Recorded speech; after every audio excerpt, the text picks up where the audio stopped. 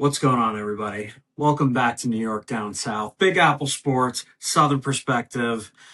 I hope you guys missed me because I definitely missed you. Got a lot to catch up on. I was out last week for a family reunion beach trip at the Outer Banks. Much needed beach trip, beautiful beach trip. Still trying to soak in, so we have one more for Labor Day that I'm trying to get in before we eventually kind of get back to football and enter the fall here. It's been a great summer. But with that, happy to be back. And we have a lot to catch up on, as I said. Yankees are heading into a huge stretch here, and Giants football is officially back, and they've given us a ton to talk about already. So let's get into it. First things first, my New York Yankees, our New York Yankees. And I've got 3 words for you. George Lombard Jr. I had to start off the show with that. When we last spoke, he was about to make his debut, and the kid just has it. I'm not saying he's going to be the next Derek Jeter. I'm not saying he's going to be the next input shortstop name here. But in the small sample size that we've already gotten from him, he's had great hitting. He's great base running. And I think the thing, honestly, that sticks out most to me and is the thing I think I care most about at this point, because we've seen such bad defensive shortstop. Really, since since Didi left, we've seen just bad shortstop play. Some of the plays this guy is making out in the field are unbelievable. Any ball that comes his way, I have no doubt he's going to, 1, get in his mitt, and then 2, give a right out in the hand, boom, solid throw to first. Strong arm, good baseball IQ. He just feel. I Since day 1 with Anthony Volpe did not feel that way, and I'm not going to turn this into an Anthony Volpe hate show. I don't hate the guy. I rooted for him. He just was not good. He just sucked. He just wasn't good. And it's just tough that we had to deal with that. Like I said on some of my previous shows, like, I don't think we'll see a guy get that much a run as a shortstop or any position within the New York Yankees and be that bad for that long. That was punishment. But if it means that we finally got the guy right now, I guess that's the price you pay. But yeah, I mean, there's not really enough you can say about George Lombard Jr. I mean, again, small sample size. I'm not trying to glaze him too heavily, but what we've seen so far, I mean, dude, I feel like every other game he's making like a defensive, like web gem every other game, like just flashing the leather, strong throws to first. Like, I don't think there was ever a time when a ball got hit to Anthony Volpe and I was confident he was going to get the ball to first. It's crazy. He has a weak arm. Let me stop myself. I said I wasn't going to get into it. I'm not going to kill Anthony Volpe. This is about positive. George Lombard Jr. George Lombard Jr. He's the guy we called up. We needed him. Our offense is still ass. But I've started to see a little bit more clutch hitting. Our new guys that we've gotten in need to step up, but Lombard's been a great addition with the bat. Grisham has finally started to show something up there. Last night drove in all the runs for us with the home run and then the RBI single, rather. So he's provided a little spark for us recently, and he's been solid. Still not getting much from the catcher position, but right now, as it stands on August 19th, there's a lot of positive vibes that we are going to get the guys that we need back. And then, what does that look like then? For me, Cody should be coming back very soon, and apparently Stanton as well. And then Judge, I think, is probably going to be the latter who comes back. But, I mean, getting those three guys and playing in the lineup and getting our weakest bats out of the lineup is going to be huge. And then I think ultimately it'll be interesting to see what Boone decides to do as far as managing the lineup to where we are having our best hitters on the field, not our best defensive team. Our best hitters need to be on the field. And I just if those three guys come back, let's say within the next 2 to 3 weeks, those three guys come back, and Boone isn't trying to figure out how to get the best offensive players on the field, that is a failure.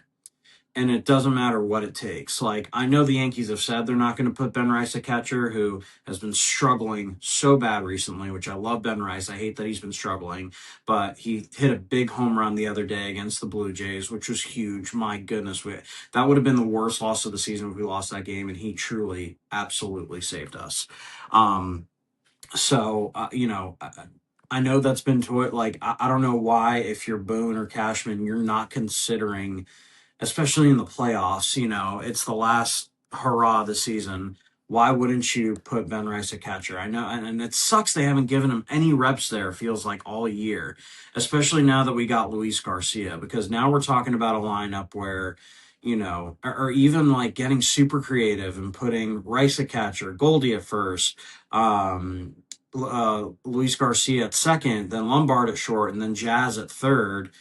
And then in the outfield, you can have Judge, Bellinger, Grisham, and then, stay in the DH spot. Like, that is an offensive line up that I believe in so much more than the crap we've been throwing out there pretty much majority of this year.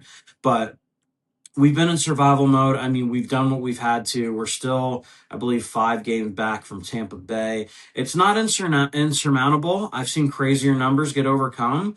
Boston has started to slow down a little bit. I'm not counting them out by any means, but they've definitely started to slow down a little bit, which we needed that, because they were just, and you felt like that had to happen at some point because they were just on an absolute tear. I mean, winning like that, it's hard to win like at that consistent pace in baseball. I knew they were going to come back to earth a little bit, but still a dangerous team. But I definitely feel like with those offensive weapons coming back, and just, George Lombard, golly, the kid is good. The kid is really good. And I again, small sample size, don't want to glaze him too hard, but he is, maybe we have a glimpse of our future for the next 15 to 20 years with him at shortstop. So we'll see. It's very exciting. Again, I do feel like the Yankees have been in the survival mode, and who knows, man? Maybe maybe September we get a good rhythm going. The offense finally starts to come back. We get all these guys back, and we're built for October. It was good seeing Carlo Rodon out there yesterday. Got him back as well. I mean, it's tough because I know Freed just went back on the IL. I'm hoping that's more just precautionary, because he's looked great as well since he came back from his other injury. But it just feels like we can't have nice things. But right now, with Rodon back, and God willing, the thing with Freed is, a little bit more, not serious and more just precautionary. I mean, the 5-man rotation we have of Cole, Schlittler, Freed, Rodon, and Weathers, who's been unbelievable. Ryan Weathers, kudos to him. Shout out to Ryan Weathers. Been unbelievable. That is a deadly rotation, because you would think, I don't know if we would do a 5-man rotation, but a 4-man rotation where, maybe one of those guys can serve as like a bullpen arm or something like that. Or, yeah, we just roll with the 5, because all 5 of those guys are capable of, having great outings and keeping our offense, who has struggled, in the game. So again, it was good to see Carl. Hated seeing Freed go, but it was great to see Carlos Rodon back. I think the biggest questions are, can he be the guy that he is supposed to be? You know, is he going to contribute to that 5-man lineup? Which, again, it's one of those things where it's like, in the playoffs, if we have a 4-man lineup, if Freed is healthy, that's just the biggest concern now. Is Freed actually good? And my thing is, with him, he's on the 15-day IL, but I would give him maybe 1 or 2 starts and just make sure he's good for the playoffs. And if a 5-man rotation makes it so that Freed can pitch and be a little bit more rested, I don't know. I don't know what you do there, but I mean, I have felt so good about our pitching staff all year. Even as concerning as the bullpen's been, they've been. I mean, they've had to be. The Yankees offense has almost trained them to be perfect. That's how putrid our offense has been, because they have had their margin for error for our bullpen has been razor thin. So, I think our bullpen is already battle tested for October. I think our starting lineup is battle tested for October. I think the biggest thing standing between us and reaching another World Series here, potentially winning one, is the offense just waking the F up. The offense has just got to wake up at some point. I mean, I've started to see some games here where we're starting to get, a little bit more of a push, a little bit more of a push, a little bit more of a push, but playoff pitching is playoff pitching. It's tough. Like, we need to be putting more runs on the board consistently. I think bringing those three guys back automatically gives us so much more protection. Ben Rice is a guy that's been slumping, but Ben Rice is a guy that, when he has that protection back in the lineup, let's see him revert to, the guy that he was. So, there's a lot of question marks. There's a lot of what ifs, but as it stands today, I believe they're 70 and 55, sitting in second. Again, 5 games back from the Tampa Bay Rays. So I don't know. I'm with what I've seen these past couple weeks.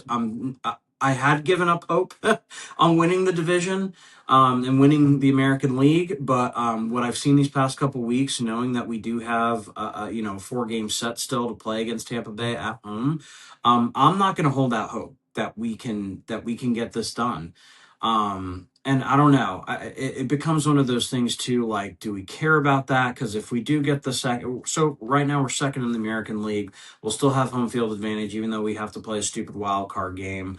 I don't know. Do you guys really care about that? I personally am a big fan of winning, the league and getting the rest. I think that's going to be huge, and just getting that home field advantage throughout the playoffs. But we'll see. Let me know. And really, just would love to hear your opinions. Do you think we're talented enough to get to the World Series? I think from what I've seen from our pitching and some of our additions we've had it, and some of the guys are getting back, I think we have potential. So we just really have to wait and see. So my mindset with the New York Yankees right now, just go out there and win every day. Just go out there and try to win every single day. And good things can happen. I think the best teams, they're not thinking about the division. They're not thinking about the next 5 games. They're not thinking about the next 3 opponents. They're trying to go out there and beat the team in front of them every single day. So we'll see. We'll see. But again, it's the biggest thing that I've been dying to talk about since I last left you guys was George Lombard Jr. Kid's a stud. Happy about it. And so we'll see what happens with our Yankees. I'm hoping we finish this set in Baltimore with a sweep. And we'll be on our way. But jumping into the next subject, the New York Football Giants played some preseason football the other day. I gotta say, I feel like I'm always biased as a Giants fan, but like kind of like around the league, I feel like the Giants have to have one of the more interesting camps so far. There's a lot of personalities on the G-men right now. But obviously they had that opening preseason opener against the Minnesota Vikings where we lost 13-10. A lot of bad, or a lot of good, a lot of bad. More good than bad. More good than bad. But I think obviously the biggest story coming out of that game is the Jackson Dart blue tent situation. And just a side note to that, Jackson Dart going to the tent after taking that shot and then coming out and throwing a touchdown pass to Malachi Fields, who, look out, Malachi Fields, 6'4", big guy, big frame, go up and get the ball. What a touchdown. I think that's baller. I don't care what you think about it. That was awesome to see him come out and be able to do that still against the Viking starters. And still, not having Neighbors out there, not having Thomas, that was awesome to see. But Yeah, biggest story of that game is obviously Jackson Dart getting the wind knocked out of him and going to the tent. And listen, I know he was upset about it, and I get it. It kind of feels like he is being targeted, but at the same time, he took a shot. It didn't look like a headshot, but his head hit the ground. He was on the ground for a while. I used to play football when I was a kid. He just got the wind knocked out of him. I could tell when you get hit like in the chest and stomach, that just like that takes you out. Not even in like a head way, but just like a holy crap, like what just happened way. So, um, and he stayed on the ground. So I think it looked worse than it was. Not that it was a hard shot. I'm sure it hurt, but that for me was like that was just a football play. And then I think personally beyond like the 10th thing, and like Jackson, I know he was upset about it after the game, and I get that feels like there's a narrative, and I'm glad they're looking out for him. Like I don't think he should be upset. I get why he's upset. It's annoying, but he did lay on the ground for a really long time. Like if you don't want to go in the tent knowing your reputation and like that kind of hit, like you got to get up. If you need to come out, like come out, but like get up. The part of the reason I think they called him back there is because his head did hit the ground, but like he also laid there for a second, which I get. Like he took an that was like a free run shot. And now I'm getting to the part that I want to get to in this conversation. Tyrone Tracy, what in the shit are you doing, dude? Like, I I think Tyrone Tracy's okay. I think he's fine. I think a lot of people glazed him a little bit too much. I mean, he had a good rookie season, and last year he was solid too. But like, I'm just he was part of the rot that the Giants have had for a long time. I don't know. I personally wanted to draft Jeremiah Love in the draft this year and then move on from Tracy because I thought the 1-2 punch of Love and Scatterby would have been absolutely preposterously awesome. Um, I mean, Tyrone Tracy, that like I get mistakes happen, but that is like first day of training camp stuff, dude. Like that's not for that like, dude, you cannot miss that block. You can't do it. You just can't. Like I understand mistakes will happen, but you just almost got your quarterback killed, brother.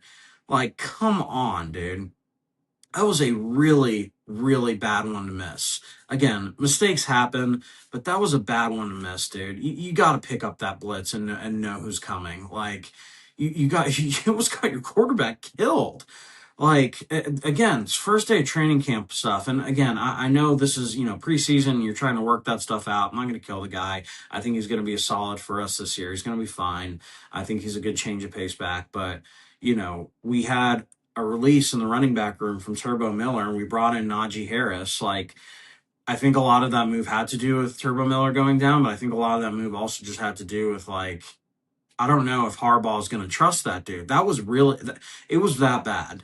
Personally, I thought it was that bad. Again, it was a mistake, but that is like a mistake that I mean, you could be false start, offsides, go in motion too early. That's a mistake. Drop a pass, whatever. That mistake cannot happen, dude. It just cannot happen. So that to me was like the number one thing that stood out. So, we brought in Najee Harris, who I was always a fan of him at Bama. I thought he was fine with Pittsburgh. I think he's just a solid, like tough runner. He's a veteran, but he's a young veteran. He's been in the league, I think only like 5, maybe 6 years. I know he's coming off that injury, but I definitely think there's still a lot left in that tank. Like I would not mind having him on the team at all, So the fact that we have him on a 1-year deal is great. So I love bringing him in. I thought that was a great thing by Harbaugh, which I've seen nothing. I think Harbaugh's ran the operations very very awesome so far. Personally, I know there's not much to run on. We only have one preseason game, but still, I think. Anyways, bringing him in is just going to be a good thing.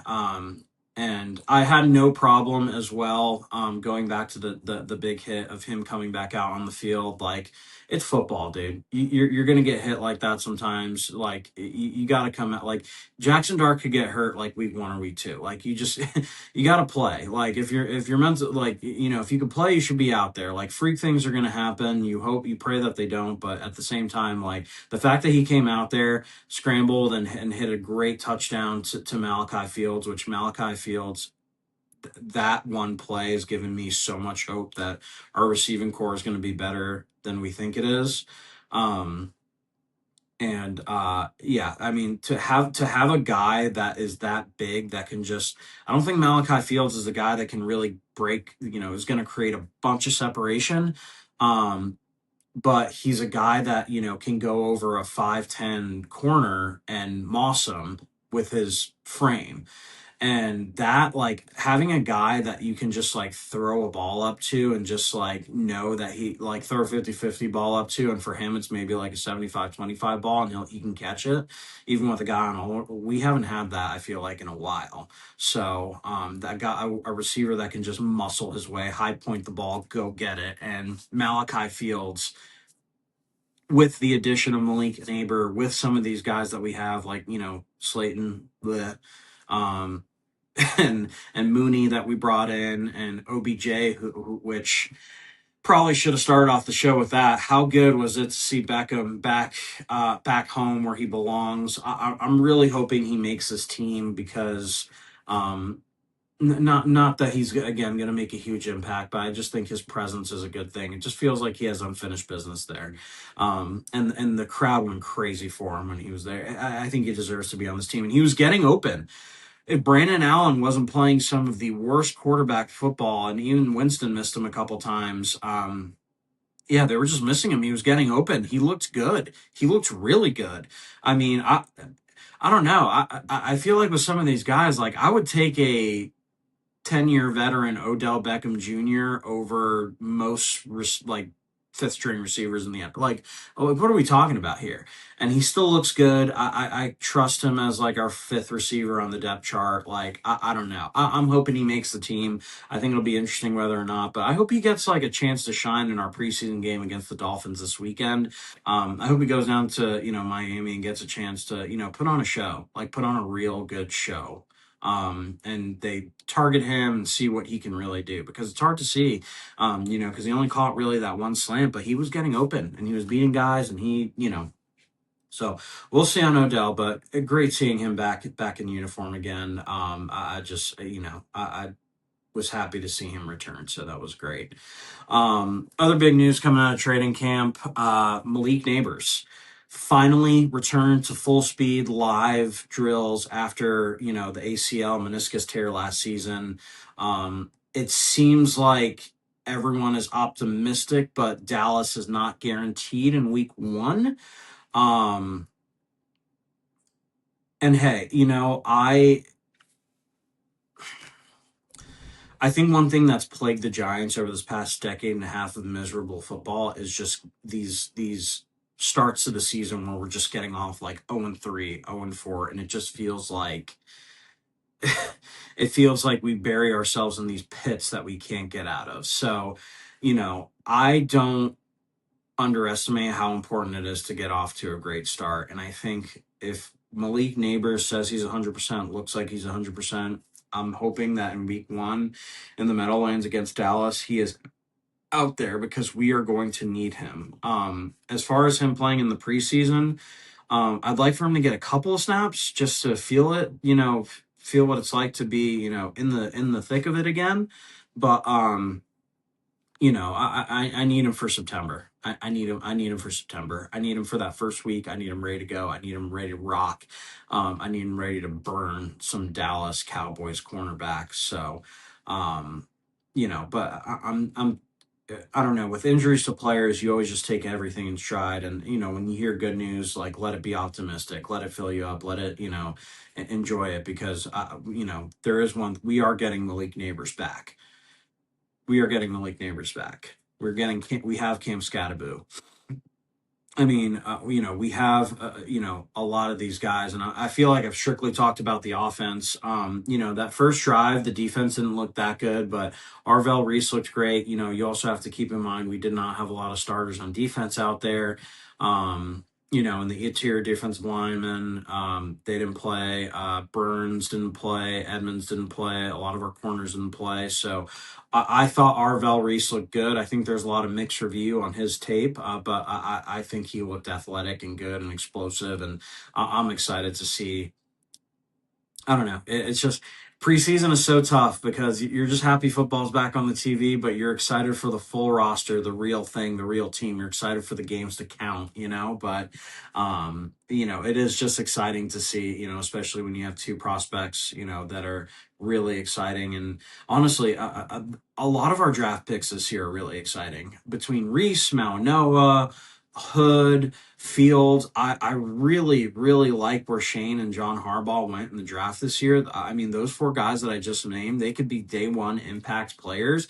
I feel like we're starting to see that. We saw a little bit of it in that first game. So I'm just excited. Like, I think we have a lot of potential. Again, I know a lot of people are saying we're going to go 7-10, whatever, but I believe we're going to be better than that, and I think we're going to be a fringe playoff team, and that's really a trend in the right direction for us. And then one more off season, and getting more players and more people that want to come and play for Harbaugh, play in New York, get this team better. Like I really think the Giants have a chance to make a big impact, and again, a lot of my optimism just comes from the John Harbaugh era.